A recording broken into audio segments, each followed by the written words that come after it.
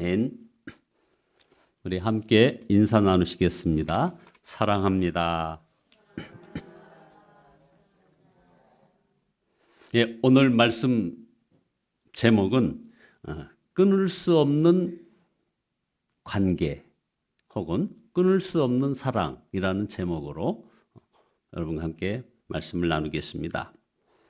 로마서 8장은 신구약 모든 성경 가운데 가장 백미라고 할 수 있는데 그 가운데 바로 오늘 우리가 함께 교독한 이 말씀은 꽃 중에 꽃이라고 할 수 있는 핵심적인 말씀이 있습니다. 메시지가 너무나 강력합니다. 35절에 그게 집약되어 있습니다. 로마서 8장 35절에 누가 우리를 그리스도의 사랑에서 끊으리요. 그래서 많은 설교자들이 이 제목을 가지고 끊을 수 없는 사랑이라는 제목으로 많이 말씀을 나누고 있습니다. 이 말씀에 아마 여러분 중에 대부분은 동의하실 겁니다. 누가 우리를 그리스도의 사랑에서 끊으리요 하는 이 말씀 말입니다. 그런데 바로 그 다음 구절이 우리에게 좀 굉장히 부담스럽습니다. 그 다음 구절이 곧 이어지는 것이 뭐냐면 환난과 공고와 박해와 굶주림과 헐벗음, 위협, 칼에 죽으면서도 어떻게 하나님을 사랑하신다고 믿으란 말입니까?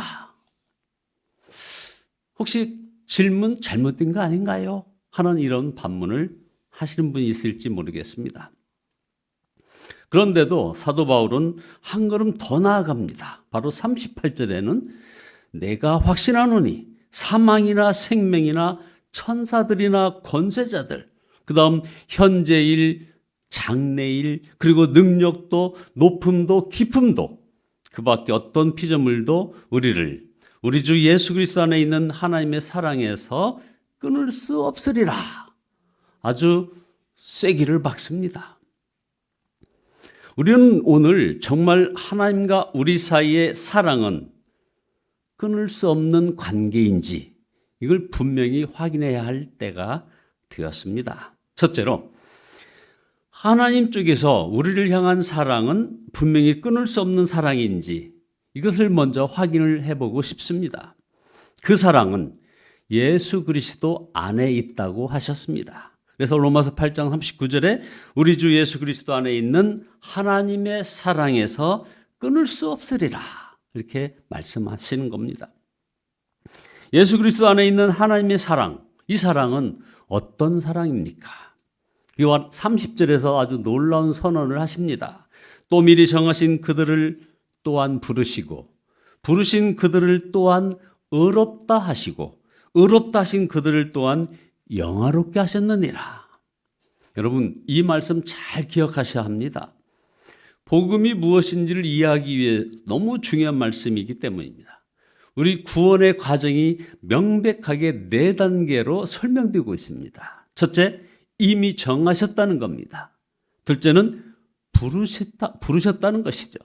그리고 세 번째는 우리를 의롭게 하셨다는 겁니다. 마지막 4번째가 중요한데요. 바로 영화롭게 하셨다는 겁니다. 그런데 더 놀라운 것은 이것이 우리에게 다 이루어졌다는 것입니다. 하나님은 우리를 구원하시려고 이미 정하셨고 부르셨고 의롭게 하셨고 영화롭게 하셨습니다. 우리가 주목할 말씀이 바로 영화롭게 하셨습니다 하는 부분입니다. 영화롭게 하실 것이다. 이 미래형으로 말하지 않고 과거형으로 기술하고 있다는 겁니다. 정말입니까? 우리가 이미 영화롭게 되었나요? 혹시 뭔가 잘못 쓰여진 건 아닐까요?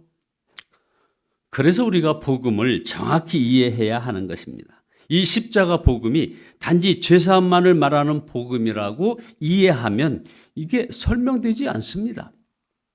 십자가 복음이 나는 십자가에서 죽고 바로 그 예수 그리스도로 사는 그런 복음임을 깨달으면 이제 우리는 충분히 이해가 되는 것입니다. 그래서 갈라디아서 2장 20절에 내가 그리스도와 함께 십자가에 못 박혔나니 이제는 내가 산 것이 아니요 내 안에 그리스도께서 사신 것이라.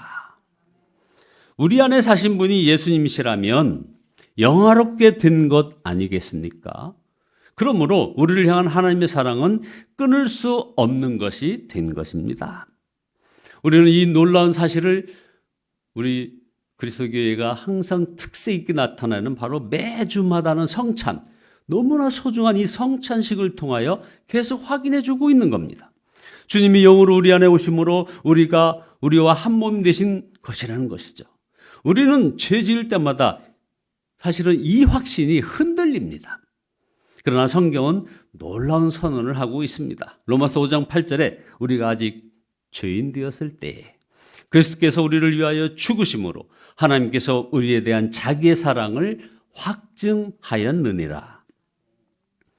주님이 우리를 위하여 죽으실 때는 우리가 죄인이었을 때라는 것입니다. 그래서 요한복음 13장 1절에서 세상에 있는 자기의 사람들을 사랑하시되 끝까지 사랑하신다고 말씀하시는 겁니다. 하나님의 사랑은 변하지 않는다는 것이죠. 사도 바울은 로마서 8장 31절에서 그런즉 이 일에 대하여 우리가 무슨 말 하리요 했습니다. 십자가를 보면 너무나 감격스러워 할 말을 잃을 정도라는 그런 말이죠. 그러면 이제 바로 이 첫 번째 결론은 간단한 겁니다. 31절에서 34절에 보면 특별히 34절에 로마서 8장 34절에 누가 정죄하리요? 죽으실 뿐 아니라 다시 살아나신 이는 그리스도 예수시니 그는 하나님 우편에 계신 자요 우리를 위하여 간구하시는 자시니라. 많은 분들이 특별히 공직자들이 인사하는데 그 인사의 태도가 각각 사람마다 다릅니다. 인사의 각도도 다르고 표정도 다르는 거 여러분 느끼셨을 겁니다. 자, 그러면 우리 하나님께서는 여러분을 대하실 때 어떻겠습니까? 좋아서 어쩔 줄 모르실 것입니다. 여러분 이것이 믿어지십니까? 우리가 그것을 분명히 믿을 수 있는 이유가 있습니다. 우리가 바로 하나님의 자녀이기 때문입니다. 하나님께서는 이사야 43장에서 이스라엘 백성에게 이런 말씀을 하십니다. 너는 내 것이라. 1절이고요. 그 다음에 4절은 내가 너를 보배롭고 존귀하게 여기고 너를 사랑하였노라. 자, 그런데 우리 하나님이 사랑하신 그 이스라엘 백성은 어떤 백성들이었을까요? 착하고 믿음 좋은 백성입니까? 아닙니다. 8절에 보면 이스라엘 백성들을 향해서 우리 하나님께서 한탄하시는 말씀이 나옵니다. 눈은 있어도 소경이요 귀는 있어도 귀머거리인 백성이라고 표현을 하십니다. 그런데 왜 우리 하나님께서 이처럼 이스라엘 백성들을 사랑하셨을까요? 바로 아버지이기 때문입니다. 하나님께서 이스라엘 백성을 향하여 내 이름으로 일컫는 자 곧 내가 내 영광을 위하여 창조한 자라고 하시면서 그들을 내가 지었고 만들었느니라 하셨습니다. 이 말씀은 고스란히 이 시대의 저와 여러분에게도 적용되는 말씀 아닙니까? 주님이 우리를 위해 십자가에서 죽으셨고 우리 안에 영으로 임하신 우리야말로 하나님의 자녀인 것입니다. 그러므로 우리는 오늘 하나님께서 우리를 보시면 기뻐하실 것을 믿어야 하는 것입니다.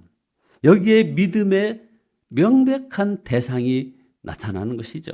엄청난 하나님의 사랑을 받아도 우리가 그것을 믿지 못하고 우리도 하나님을 사랑하지 못하면 하나님의 사랑은 짝사랑이 되고 맙니다.